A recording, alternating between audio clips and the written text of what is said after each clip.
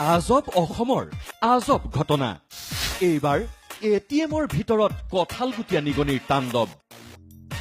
কোটি তহিলং কৰিলে এটিএমৰ 12,38,000 টকা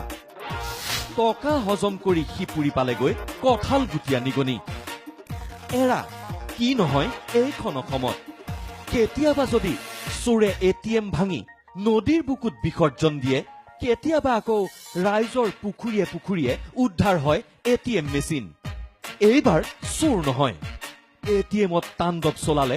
কঁঠালগুটীয়া নিগনিয়ে হয় তিনিচুকীয়াৰ সিজুগুৰি অঞ্চলৰ এটা এছবিআই এটিএমত নিগনিয়ে কোটি তহিলং কৰিলে 12,38,000 টকা এয়া চাওক 2000 টকীয়া 500 টকীয়া 100 টকীয়া নোটৰ অৱশিষ্ট পৰি আছে এটিএমৰ ভিতৰত কঁঠালগুটীয়া নিগনিয়ে জাপে জাপে টকা খাই শেষ কৰিলে এই এটিএমটোত আছিল সৰ্বমুঠ 29,48,000 টকা এটিএমটো আজি প্ৰায় 24-25 দিন মানৰ বন্ধই পৰি আছিলে তো তাৰপিছতে মালিকক সুধিলোঁ যে যিজনে ভাড়া দিছে যে এটিএমটো কৈছে নাই ল'ৰাবিলাকে যিবিলাক লোডিং কৰি গৈছে কৈছে এটিএমটো বন্ধ হৈ আছে সেইকাৰণে মানে এটিএমটো আমি বন্ধ কৰি থৈছোঁ বুলি কৈছে